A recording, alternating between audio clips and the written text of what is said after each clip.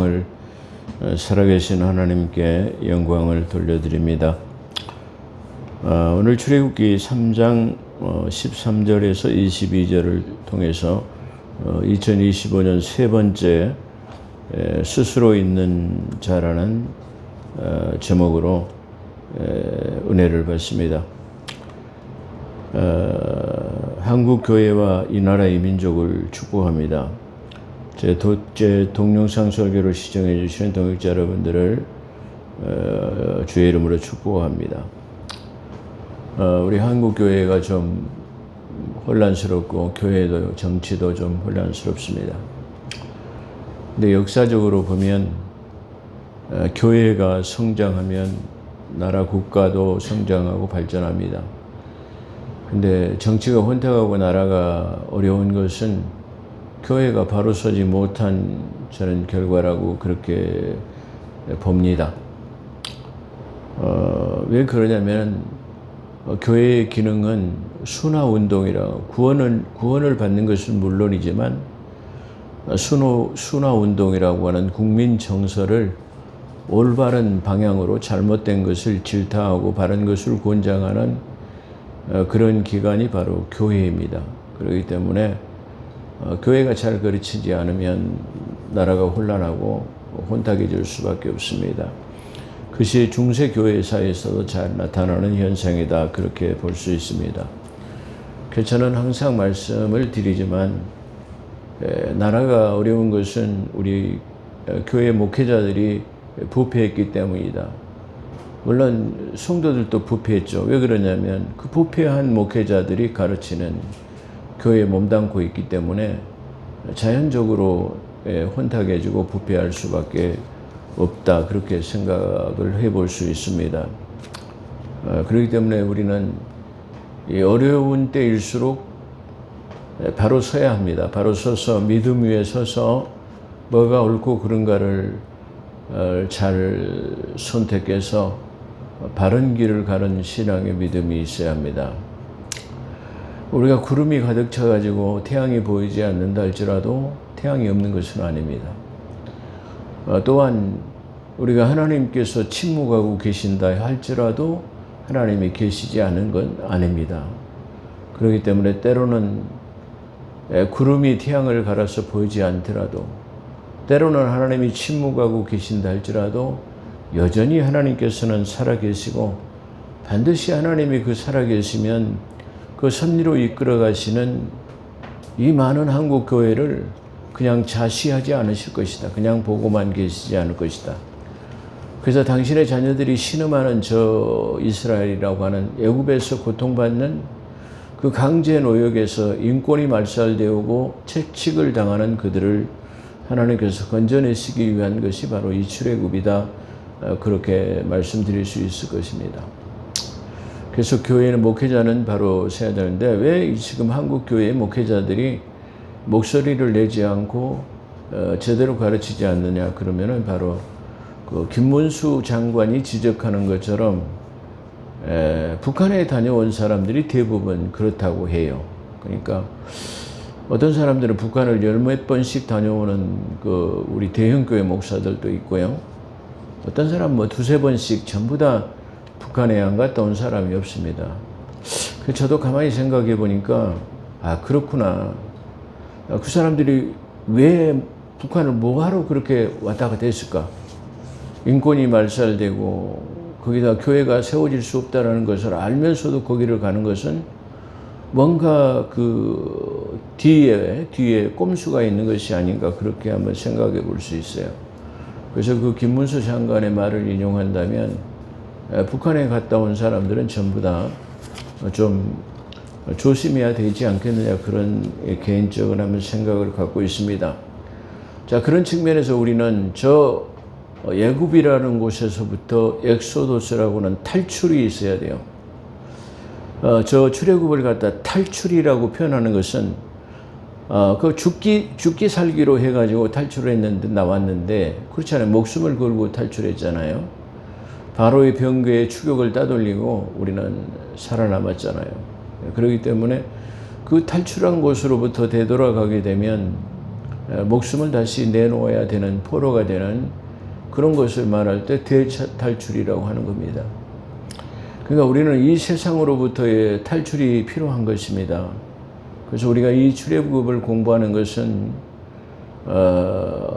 이 성경의 원래 기능처럼 디모데후서 3장 16절에 보면 모든 성경은 하나님의 감동하심으로 기록된 것으로서 우리를 책망과 의로 교육하기에 유익하다. 그래서 이 하나님의 말씀을 통해서 우리가 지금 현재를 진단하고 이 현재에서 회개하고 돌이키는 역사가 있어야 그게 바로 진정한 회개, 그 대탈출이다, 그렇게 말할 수 있을 것입니다. 대부분 이 교회의 잘못된 생각들이 구원받아가지고 우리가 교회에 나왔으니까, 세상에서 탈출했으니까 그냥 교회만 잘 나가고 11조하고 헌금 잘하면 천국 가겠지, 그렇게 생각할 것입니다. 근데 중요한 것은 이 엑소도스라고 하는 대탈출이 있는 다음에 광야 생활이 중요한 것입니다. 그러잖아요. 저 탈출 이후에 광야 생활 40년 동안에 그들이 하나님의 말씀을 받고 하나님을 거역하고 불순종한, 하나님의 말씀을 받아서 순종하고 그걸 지키기보다는 거역하고 불순종하는 그런 역사가 출애굽의 40년 광야 생활이에요. 그렇기 때문에 우리는 이 출애굽한 다음에 교회 생활 속에서 하나님의 말씀을 받고 순종하는 삶, 바른 길을 가는 자라야만이 될 수 있다. 그래 결국은 출애굽한 이후에 20세부터 그 이후에 모든 사람은 전부 불순종함으로써 광야교회라고 하는 그 광야시대에서 다 죽었어요. 그래가지고 그 기존 세대에서의 살아남은 사람은 누구냐? 두 사람인데 바로 여호수아와 갈렙만이 하나님을 순종한 사람으로서 가나안 땅에 들어갔다. 다시 말하면 천국에 들어갔다, 그렇게 볼 수 있는데요. 어떤 사람들은 그것도 두 사람으로만 생각하는데 그렇지 않습니다. 다시 기존의 그 구습을 버리지 못한, 다시 말하면 그 애굽에서의 옛 생각을 버리지 못한 사람들은 광야에 쓰러졌고, 그 아직 어린 아이들이 이 성장한 19세 미만의 구습을 알지 못하는 이 참신한 세대, 그 사람들은 전부 다시 말하면 젖과 꿀이 흐르는 가나안 땅에 들어갔다, 그런 말이에요. 그러니까 가나안 땅에 들어가지 못하리라고 했던 그 어린 19세 미만의 소년들이 그 기존의 옛 구습을 버려버리고 순수한 마음과 믿음으로 순종하고 따랐기 때문에 그들이 성장한 광야 시대에서 성장한 그들과 다시 말하면 여호수아 갈렙 시대에서의 많은 기존 세대의 사람들이 죽었지만 그 세대 중에서는 두 사람만을 들어갔다는 그런 의미예요. 그런 측면에서 사랑하는 성도 여러분, 우리는 여호수아 갈렙처럼 그 가나안 땅에 들어갈 수 있어야 됩니다. 그러니까 이 광야교회라고 하는 이 광야 시대에서의 우리 신앙생활이 얼마나 소중하고 귀한 것이다라고 생각해 볼 수 있어요. 그렇잖아요. 성경은 그렇게 말합니다. 한 번 구원은 영원한 구원이라고 말합니다. 그래서 그 로마서 8장에서는 한 번 사랑을 입은 사람은 장래나 미래나 현재나 그 하늘로부터 온 천사들이나 어떠한 것으로부터 우리를 예수 그리스도의 사랑에서 끊을 수 없느니라. 그걸 통해서 우리는 뭘 생각하게 되느냐? 그런 바로 구원에서 떨어질 수 없다라고 생각하는 것입니다. 그게 영원 구원이죠. 맞습니다. 그러나 우리는 기왕의 구원을 받았다고 한다면 하나님 앞에 설 때에 상급받는 그런 신앙의 믿음이 되어야 될 것입니다. 그런 순수한 믿음과 사랑이 우리에게 있어야 됩니다. 제가 누누이 항상 제가 말씀을 드리지만 우리 한국 교회가 지금 자유주의 신학이라고 하는 바로 하나님의 말씀을 교모하게 변개시키는 그런 작용화된 목회자들이 교회 내에 너무나 많이 있다는 사실입니다. 자, 그들은 어떤 거냐면 하나님의 말씀을 정면으로 부정하는 자들입니다. 제가 이 앞전에 말씀을 드린 적이 있는데요. 우리는 개혁주의 신앙이라는 신앙 밑바탕에 신앙을 하랍니다. 이 개혁주의 신앙의 밑바탕이라는 것은 바로 웨스트민스터 신앙 교리, 신앙 대소요리 문답, 에베모범을 그대로 따르는 자들을 갖다가 개혁주의 신앙, 물론 청교도적 신앙이라는 칼빈주의 신학에 입각한 것을 말하지만 그 개혁주의 신앙 안에는 뭐가 들어있냐면은 바로 하나님의 모든 성경은 하나님의 영감으로 기록되었기 때문에 단어마다 하나님의 영감이 들어있다라는 것을 믿는 것입니다. 그래서 그걸 성경 무오설이라고 말씀드린 적이 있습니다만, 그래서 성경은 오류가 없다라는 단어마다 다 영감이 들어있단 말이에요. 그걸 믿는 것을 축자 영감설이라고 합니다. 그걸 다른 말로는 기계적 영감설이라고 하는 겁니다. 그런데 오늘날 한국 교회는 아주 공공연하게 하나님의 말씀이 잘못되었다고 축자 영감을 부정해버리는 사람들이 많이 있습니다. 그러니까 어떤 목사는 믿음은 어디서 나느냐? 대단히 유명한 유명세 있는 목사예요. 근데 저는 그런 사람들을 뭐라고 한다고요? 저는 얼간이라고 표현해요. 물론 저는 시골에서 교회 목회하기 때문에 이게 인지도나 명예나 이렇게 유명하지는 않습니다. 그렇지만 하나님의 말씀을 변개시키는 그런 작자들보다는 제가 더 훨씬 낫다라고 저는 생각을 하기 때문에 그렇습니다. 그들이 말하는 것은 하나님의 말씀은 믿음은 어디서 나냐? 믿음은 들음에서 나고 들음은 하나님의 말씀에서 난다라는 그 말을 믿음은 들음에서 난다라는 그 영감을 공식적으로 부인해버려요. 또한 11조를 내면 10배로 축복받는다라는 거, 그거 믿지 마시오. 이거 뭐예요? 아니 성경에서는 너희가 하나님의 것을 도둑질하지 말라 말이야. 그리고 11조를 들여서 하나님의 창고에 드리면 창고를 걸고 크게 짓지 아니하나 보라 시험하라고 말씀하실 정도로 그렇게 명시하고 있어요. 근데 그러면 그렇게 하지 말라 그러면 뭐예요? 그 하나님의 기록된 성경 무호서를 정식으로 부정해버리는 영감서를 믿지 않는 그런 교회의 목회자들이 지금 난무하고 있다는 거예요. 그렇기 때문에 지금 우리 한국교회가 우리 목사님 이게 11조 하지 안 해도 된다고 한단 말이야. 또 그런 사람들이 그래요. 주일 잘 지키면 영업하는데 토요일 날이나 월요일 날 배로 채워준다는 것 믿지 마시오. 하나님 안 채워주시니까? 아니 그들이 성경을 어떻게 보는 것입니까? 성경에서는 안식년이라고 하는 제7년을 지키라고 말합니다. 안식일의 중요한 의미도 7일 만에 안식하고 또 이 7년만이라고 하는 안식년에는 이 파종하지 말고 심지도 말고 포도나무도 정전하지도 말고 가꾸지도 말라고 그래요. 그러면 하나님께서 올해 농사를 안 지면 내년에 뭘 먹고 삽니까? 올해도 뿐만 아니라 내년에 올해 농사했고 내년까지 먹어야 되는데 못 먹잖아요. 하나님께 뭐예요? 너희가 안식년을 지키기 위해서 올해 이 소출을 수확을 하게 되면 내년 농사 안 지는 것까지 그리고 그 다음에까지 그걸 주시겠다고 약속하셨어요. 그 하나님의 말씀 그렇게 분명하게 기록하고 있는데 그거 믿지 말으라고요? 뭐예요? 하나님의 영감이 기록된 말씀을 부정하는 거잖아요. 이거 공공연하게 이걸 내놓고 말하는 작자들이 지금 한국교회에 있다라는 말이에요. 그것도 작은 교회, 미미한 교회에서 목회하는 사람이 그러면 괜찮아요. 근데 대형교회라고 하는 사람, 대형교회 목회자라는 사람들이 하기 때문에 훨씬 파급 효과를 가져오게 이게 믿음을 갖다가 근간을 흔들어 버리는 그런 역할을 하는 것이 바로 지금 우리 한국교회에 이게 어떤 말이에요? 자유주의 신학자들이 지금 이게 들어와 있다는 사실을 우리가 보는 거예요. 그렇잖아요. 어떻게 막 그런 말을 합니까? 아니, 저 출애굽해가지고 광야 생활할 때 뭐예요? 만나를 내리시잖아요. 근데 뭐예요? 내리 안식일 때는 내리를 안 내요. 안 내리잖아요. 그러면 어떻게 해요? 저 유대인들이 토요일 날이 안식일이면 금요일 날 이틀치를 내리셔요.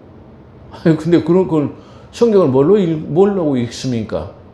근데 평소에는요, 이게 다시 말하면 많이 이틀치를 거두면 남겨놓으면 뭐예요? 벌레가 나가지고 썩어가지고 못 먹어요. 그런데 참 하나님의 놀라운 솜씨는 안식일에 지내기 위해서 이틀간 모아놓은 것은 안 썩어요. 그래가지고 그 이튿날 먹습니다. 이런 걸 성경을 뭘로 보는 겁니까? 우리가 그런 걸 통해서 하나님 성경이 우리에게 말할 때는 내 믿음대로 되라고 하는 거예요. 우리 믿음이 창대해져야 되는 거예요. 우리 믿음이 다시 말하면 비전적인 믿음이 되어요. 그래서 성경은 믿음은 바라는 것들의 실상이요 보지 못한 것들의 증거라고 그래요. 보지 못한 것들이 마음이 그리고 새기고 기도하고 그걸 비전으로 품었을 때 다시 말하면 현상 실상으로 나타나는 것이 믿음이에요. 근데 그걸 포기하도록 만드는 교회가 우리 한국 교회예요. 그러니까 지금 우리 성도들이 혼란에 빠져 있어요. 우리 성도들도. 야, 우리 교회 목사님이 그런 거 하지 말라니까 이게 안 해도 된다 그러니까 말이야. 편하게 신앙생활 하자 말이야. 이렇게 되어가는 것이 아닌가 그렇게 생각을 한번 해봅니다. 제가 서두에 이 말씀을 드리는 것은 우리가 이 출애굽기를 제가 서두에서 말한 것처럼 진정한 이 출애굽을 통해서 이 광야 생활에서의 말씀을 받고 순종하고 그대로 믿고 따라서 우리가 가나안 적과 꿀이는 가나안 땅에 입성해야 돼요. 그러잖아요. 그 길을 가려면 순종하고 지키고 많은 이 외침과 침략과 수탈을 당하고 그럼에도 불구하고 그걸 지켜가지고 요단강을 건너서 마침내는 가나안 땅에 이른 것처럼 우리 이 광야 생활의 교회에서 바로 반드시 그러한 것을 우리가 지켜야 할 것이다. 저는 그렇게 생각하고 그런 측면에서 우리가 이 출애굽의 이 말씀들을 소중하고 귀하게 받아서 내 자신의 모습은 진정한 출애굽이 되었는가를 점검할 수 있는 그 책망의 시간이 되어져야 한다. 그리고 더 우리를 만약에 그걸 잘 지켰다고 한다면 더 의로운 삶이 되어야 하는데 그 목적이 있다는 사실을 우리가 기억해야 할 것입니다. 앞전 상강에서는 호렙산 들기나무에 모세를 부르시고 모세야 나는 내 조상의 하나님이로다. 나는 내 조상의 하나님으로 내 조상과 체결한 언약을 지키기 위해서 그 약속의 기한이 430년이 참으로서 그런 뜻이죠. 430년이라는 말은 없어요. 제가 여러분들이 이해를 돕기 위해서 만든 것입니다. 그래서 기록한 것입니다. 그래서 이 가나안의 이 기한이 430년이 참으로 내가 그들을 구원하여 그들에게 주기로 한 약속의 땅, 이 가나안 땅을 내가 너희에게 줄 텐데 이 가나안 땅은 말이야 그 키가 크고 장대한 자의 소생인 아낙 자손 네피림의 후손들 장대한 자 거인들이 살고 있는 땅인데 그런 말이에요. 네피림의 후손들 장대한 자의 소생들이 살고 있는 그 땅이다 말이야. 근데 그 일곱 부족을 내가 쫓아내고 너희를 그 땅으로 인도해 내겠다. 그것이 이 앞전 이 3강에서의 주된 핵심이라고 그렇게 말할 수 있어요. 자, 그렇다고 한다면 이제 모세를 부르시고 이제 사명을 주는 거예요. 그러므로 내가 그래서 그렇게 약속이 참으로 내가 그들을 구원해 내려고 하는 거다 말이야. 그런데 네가 거기서 선봉을 서가지고 말이야 그들을 구출해 내는 바로 이 가이드가 되라 말이야. 인도자가 되라. 그런 것이 지금 오늘 여기서 나오고 있다. 그런 말이에요. 그러므로 너는 가서 내 백성을 인도하여 낸 후에 나를 섬기리라. 너희들이 내 이제 백성이 되는 거다 말이야. 그래서 이것이 내가 너를 보낸 증거다. 이걸 너를 하라고 말이야. 너를 보낸 것이다. 그런 말이죠. 그래서 여기까지가 어떤 지난주의 설교의 핵심의 내용이었다면 오늘은 사명을 받은 모세의 질문으로 시작합니다. 모세가 하나님께 이르되 내가 이스라엘 자손에게 가서 이르기를 너희의 조상 하나님이 나를 너희에게 보내셨다 하면 그들이 내게 묻기를 그러면 그의 이름이 무엇이냐? 너를 보낸 우리 하나님이라고 우리 조상의 하나님이라고 하고 너를 우리에게 보낸 사람의 이름이 뭐야? 이렇게 물으면 어때 할까요? 그런 물음이죠. 내가 뭐라 말하리까? 하나님께서 모세에게 이르시되 나는 스스로 있는 자니라 아이엠이니라 나는 나다 그런 뜻이에요. 그러니까 너 스스로 자전한 누구의 도움이 필요하거나 뭐가 필요하거나 도움이 필요하거나 뭐가 그런 분이 없는 고로 나는 존재하는 자이다 라는 그런 뜻으로 말하고 있습니다. 나는 스스로 있는 자니라. 또 이르시되 너는 이스라엘 자손에게 이같이 이르기를 스스로 있는 자가 나는 너희에게 보내셨다 하라 말이야. 그 하나님께서 또 모세에게 이르시되 나는 이스라엘 자손에게 이같이 이르기를 너희 조상의 하나님 여호와 곧 아브라함의 하나님 그리고 이삭의 하나님 그 다음에 야곱의 하나님께서 나를 너희에게 보내셨다 하라. 이는 나의 영원한 이름이라. 다시 말하면 영원한 이름이 뭐죠? 표호. 다시 말하면 야훼 여호와라는 이름인데 이 여호와라는 이름은 스스로 계시는 독존하신 분, 자존하신 분, 나는 나다. 우리가 영어로 표현하면 나는 나다. 그런 표현이에요. 스스로 계신다라는 바는 영어 성경에 보면 나는 나다. 나는 I am이다. 뭐 이렇게 표현하고 있어요. 그래서 이게 영원한 표호라고 하는 칭호. 다시 말하면 그 이름은 바로 나는 야훼 여호와니라 그렇게 하는데 이 이름은 영원히 대대로 기억할 표 이름이니라 이렇게 표현하고 있어요. 자, 그렇기 때문에 여기서 우리는 중요한 것이 뭐냐면은 이게 하나님의 말씀을 잘못 곡해하게 되면 오해를 사는 부분들이 바로 이런 부분들이에요. 어떤 부분이냐면은 바로 여호와의 증인이라고 하는 사람들도 파수대라고 하는 아마 외국에서 파생된 종교인 것으로 한국에 들어온 것으로 그렇게 생각이 되어집니다. 그래서 그들은 예수는 뭐 이인작격으로 보는 마치 대통령을 비유로 해서 보면 총리처럼 되는 것으로 이인자쯤으로 그렇게 보는 거예요. 유격으로서 2위, 다시 말하면 성부, 성자 이런 뜻이 아니고 바로 그 직책상으로서의 하나님의 이인자격인, 다시 말하면 대통령과 총리점으로 생각하고 있다. 그렇게 말할 수 있어요. 그렇기 때문에 그들은 바로 예수보다는 여호와 이름을 더 우선시하는 그런 경향을 보게 됩니다. 그렇죠? 또 그래서 여호와의 증인이라든가 또 저 유대인들도 역시 마찬가지로 이 모세를 통해서 천사의 중보의 선을 통해 가지고 하나님이 여호와를 영원한 이름이라고 우리에게 주셨기 때문에 우리는 예수 몰라. 다시 말하면 그래서 그들은 여호와라는 것만을 말하기 때문에 바로 그 영으로 존재하신 떨기나무 불꽃 가운데 계시던 분이 영으로 존재하신 분이 바로 그분이 우리의 인간을 구원하시기 위해서 육신의 몸을 입고 오신 분이 예수인데 그걸 이해하지 못하기 때문에 바로 저 이스라엘이나 여호와의 증인들이 큰 우를 범하게 되는 것이다. 이렇게 말씀드릴 수 있을 것이에요. 자, 그래서 그분의 이름은 어떻게 보면은 창세기 1장 1절에 보면 엘로힘이라고 하는, 엘로힘은 복수형의 이름이, 엘의 복수형의 이름이다. 그렇게 말해요. 그러니까 어떻게 보면 엘로힘이라고 하는 말은 성부, 성자, 성령의 이름으로 복수적인 신들의 이름, 이렇게 표현할 수 있을 거예요. 그러니까 엘 그러면 하나님, 그런데 엘로힘 그러면 바로 그런 뜻이다. 그렇게 말할 수 있어요. 그래서 창세기 1장 1절에서는 엘로힘으로, 창세기 22장 14절에서 여호와 이레로, 여호와 이레 우리가 흔히 쓰는 말이죠. 준비되신 하나님이라는 뜻이죠. 그다음 창세기 15장 28절에 아도나이 하나님으로 이렇게 그렇게 나타나고 있습니다. 또 창세기 4장 5절, 7절, 8절로 여호와 이름으로 이렇게 우리가 익숙하게 이렇게 알고 있습니다. 그렇다고 한다면 모세가 이거 이름, 하나님의 이름, 엘로힘이나 여호와 이레나 아도나이나 뭐 야훼 이름을 몰랐을 리는 없을 것입니다. 근데 왜 그러면 뭐라고 이름을 묻느냐 그러면은 지금까지 구전으로 우리에게 여러 이름으로 나타나신 그분의 그 이름 중에서 어떤 이름이 진짜 이름입니까?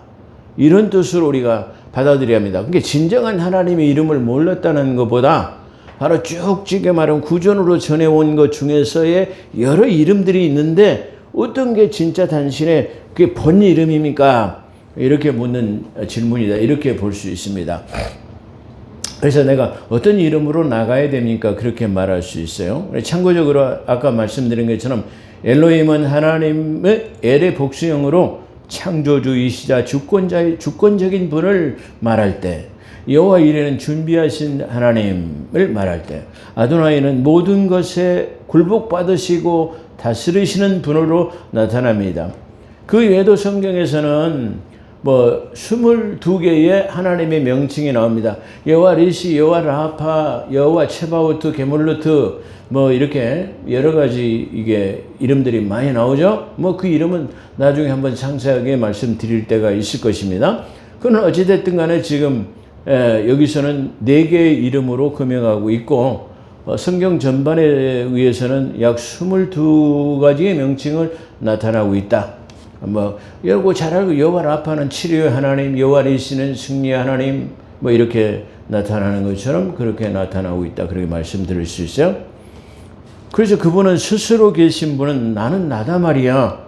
이렇게 IM이신 분이 이는 나 곧 나는 나이니라. 그러면 나는 고로 존재함으로 항상 존재해 왔기 때문에 다만 나는 나일 뿐이다 말이야. 이렇게 말씀하실 때라는 그런 설명이 필요 없는 그런 이름이다. 그렇게 말할 수 있어요. 왜 그러냐면 나는 항상 나일 뿐이기 때문이다. 이 말은 불변의 하나님의 속성을 말하는데 나는 항상 그 자리에 스스로 있는 자로서 존재한다. 고로 있다 말이야. 이런 말씀으로 우리가 이게 볼 수 있다. 그렇게 말씀드릴 수 있어요. 주님께서는 나는 그래서 I am 그러죠. 나는 길이요 진리요 생명이요 또한 문이다 말이야. 모든 양의 문이다 말이야. 그리고 또한 유료자이며 나는 항상 나다. 그리고 과거, 현재, 미래 상관없이 항상 스스로 있는 I am 나는 나다 말이야. 그렇게 말씀하고 있다. 그런 측면으로 우리가 볼 수 있다. 그런 말 아주 중요한 부분이다. 이렇게 말할 수 있을 것입니다. 예수 그리스도께서 내가 근일하실 때도 이게 다시 말하면 빌라도가 고문할 때도 네가 메시아냐 말이야. 내가 근이라 이렇게 말하는 표현도 바로 그래 내가 야훼다 말이야. 내가 여호와 스스로 있는 자다 말이야. 이렇게 말씀하신 측면으로도 우리가 볼 수 있을 것이다. 이렇게 말해요. 그러니까 이 성경에서 보면 은유적으로 내가 근이라 이렇게 말해요. 여기서 내가 근이라는 말은 나는 쉽게 말하면 스스로 있는 자 I am 나는 나다 말이야. 이렇게 말하는 내용이 많이 성경에 나오고 있습니다. 그 다음에 유대인들이나 이 제사장이나 서기관들은 그 말뜻을 몰랐을 일은 없을 것이다. 그렇게 한번 생각해 볼 수 있어요. 자, 그래서 예수 그리스도께 내가 근이라 하실 때도 내가 그런 뜻으로 설명하고 있다. 그런 말이에요. 또한 영원한 표 및 이름이요. 이것은 모든 세대의 기념이 되리라. 이렇게 말한 아까 설명을 좀 드렸습니다. 근데 이 말씀 때문에 여호와의 증인이나 유대인들은 하나님의 이름을 여호와로만 아는 것입니다. 불꽃 가운데 계신 분은 영으로만 존재하시는 분이죠. 왜 그러냐면 불꽃 가운데 나타났지만 그분의 실존은 보이지 않는 것이기 때문에 음성만 듣는 영의 존재를 말하는 것인데 영으로만 계시던 그분이 바로 예수, 깨끗한 피를 가지고 오신 분이 바로 예수 그리스도인데 그 영으로 계시고 존재하신 여호와께서 육신의 이름으로 오신 그분의 이름이 나사렛 예수인 것으로 그렇게 우리가 볼 수 있습니다. 그래서 앞전에도 제 동영상 설교를 통해서 말씀드린 적이 있습니다만은 나사렛 예수 이름이라는 말은 그가 나사렛 동네에 사시는 분, 그리고 구별된 분, 나시린으로서의 분, 그 다음에 더 큰 의미는 바로 그 창세기 3장 15절에 나온 여자의 후손이라는, 마리아는 남편이 없이 잉태했기 때문에 여자의 후손이라는 뜻이에요. 여자의 후손은 바로 뱀의 머리를 파쇄할 분이라는 중요한 의미를 가지고 있다. 그래서 나사렛 예수라는 이름은 뱀의 머리를 파쇄한 그분의 이름으로라는 것을 말씀드린 적이 있습니다. 그래 너는 가서 이스라엘 장로들을 모으고 그들에게 여호와 너희 조상의 하나님 아브라함과 이삭과 야곱의 하나님이 내게 나타나서 이르되 내가 너희를 돌보아. 그렇죠. 돌본다라는 말은 약속을 기억해서 돌아보았다라는 말이죠. 그러니까 너희가 애굽에서 당한 일을 확실히 보았노라. 하나님 아까도 말씀드린 것처럼 우리가 살아가는 현상의 모습들을 전부 다 하나님은 보고 알고 계신다는 사실이 아주 큰 은혜가 됩니다. 여기서 장로는 각 지파의 원로들을 말합니다. 그렇죠. 연장자라고 하는 각 지파의 원로.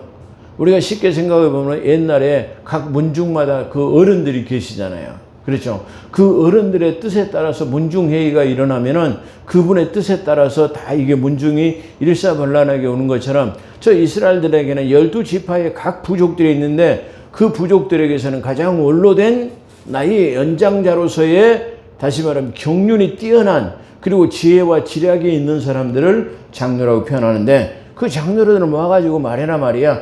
그러면 그들은 이해할 거다 말이야. 왜? 오랜 세월을 살아왔기 때문에 구전으로 그들은 여호와에 대해서 잘 알고 계시기 때문에 반드시 사대 말에 우리 조상 아브라함에게 약속하셔도 우리를 권고하사 우리에게 오신다 했다라는 것을 대대로 전수해가지고 다시 말해 구전으로 그걸 알고 있기 때문에 젊은 사람들보다는 그 부족의 연장자가 가장 잘 알고 있을 것이다. 그런 측면으로 너는 장로들을 모아가지고 그들에게 말해라.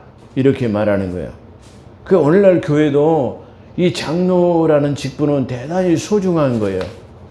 유염도 보여야 되고 믿음도 솔선수범해서 모든 사람들이 성도들이 따라올 수 있도록 이렇게 해야 되는 거예요. 어떻게 보면 이게 말씀 장로의 목사는 말씀을 잘 가르치고 사람의 규범이 되면 되는 거예요. 그러면 또 어떻게 보면 장로님은 믿음으로서 본을 보이는 어떤 목사보다도 더 중요한 성도들의 아주 진짜 본보기가 되어야 되기 때문에 그런 측면에서 아주 중요한 분이다. 이렇게 말씀드릴 수 있을 것입니다. 자, 그들에게 이게 확실히 이게 기억하도록 그렇게 확실히 보여라 말이야. 애굽에서 당한 일을 확실히 보았노라 말이야. 그렇게 해서 내가 너희들을 구원할 것이니까 장로들에게 말해가지고 이 상회에서 그렇게 할 수 있도록 해라. 그런 말이죠. 그래서 내가 너에게 말하거니와 내가 너희를 애굽의 고난 중에서 인도하여 내어 적과 꿀이 흐르는 가나안 땅에서 말씀드렸어요. 또 7 부족에 대해서는 여기서도 6 부족만 말하는데 한 부족이 빠졌는데 기르가스 족속이라고 말했죠. 그런 기르가스 족속이 빠진 이유는 아마 그 족속이 6 부족 안에 흩어져 살아있기 때문에 특별하게 언급하지 않고 있다. 그렇게 말할 수 있어요. 그러니까 더 이게 세부적으로는 아까 말씀드린 것처럼 저 적과 꿀이 흐르는 가나안 땅에는 네피림의 후손, 아낙 자손, 장대한 자의 소성, 거인들이 살고 있는 거인국이에요. 쉽게 말하면 우리가 뭐 이게 어렸을 때 만화책에서 많이 봤죠. 거인국이라고 하는 소인국, 거인국 이런 게 많이 봤죠. 근데 거기는 거인들이 사는 사람이에요. 그래서 그 12명의 정탐꾼들이 아낙 자손의 네피림의 후손들을 보고 저들이 장대한 자 거인들이었기 때문에 우리는 그들에게 비하해 보면 우리가 뭐 같다? 메뚜기 같이 아주 작은 존재들이다 말이야. 그렇게 표현했다라는 것을 봅니다. 그런 거에 우리는 눈앞에 보이는 현상에 두려워하거나 걱정하지 마십시오. 그렇잖아요. 근데 그 2명의 정탐꾼이라고 하는 여호수아와 갈렙은 아니 그들이 키가 크고 장대한 자의 소생이라 할지라도 하나님이 함께 하시면 우리의 밥이라 이렇게 말씀하신 것을 우리가 볼 수 있습니다. 그런 믿음을 갖게 되시기를 주의 이름을 축원합니다. 그래서 그 부족들에 대해서는 말하고 있지 않다라는 말이에요. 자, 그래서 내가 너희를 애굽에서 고난 중에서 인도하리라. 너희는 장로들과 함께 애굽 땅에 이르기를 히브리 사람의 하나님. 이게 애굽에 가가지고 말이야. 그 장로들에게 말해라. 히브리 사람의 하나님이 히브리인의 사람 하나님이 여호와께서 우리에게 임하셨은즉 임재로 영으로 임재했다 그런 말이죠. 임하셨은즉 우리가 우리 하나님이 여호와께 제사 드리라 하오니 사흘길쯤 광야로 가서 예배 드릴 수 있도록 허락하소서 하라 말이야. 그럼 내가 아노니 그들은 강한 손에서 그들이 그렇지만은 안 보낼 거다 말이야. 내가 강한 손으로 그들을 치기 전에는 애굽 왕이 너희를 그냥 가도록 허락하지 않을 것이다 말이야. 그래서 하나님께서는 미리 지금 10가지의 이적을 그들에게 예비하시고 계셨다라는 것을 지금 말해요. 거기 말하면 그냥 순순히 안 풀어준단 말이야. 내가 그들을 강한 손으로 10가지 이적으로 그들을 치기 전에는 그들이 너희를 내보내주지 않을 것이다 말이야. 그래서 이렇게 말하죠. 그러면 그렇지만 내가 반드시 그들을 10가지 이적으로 그들을 쳐서 너희를 내보낼 거다 말이야. 그냥 내보낼 때는 너희 빈손으로 나오지 않고 너희가 그 돈에 430년 동안 일했기 때문에 내가 애굽 사람들에게 은혜를 입게 해가지고 말이야. 그들이 너희들을 불쌍히 해서 나갈 때 말이야. 폐물도 주고 또 입혀주고 말이야. 이라고 다 줄 거다 말이야. 그게 실상으로 다 나타났죠. 그렇게 될 거다 말이야.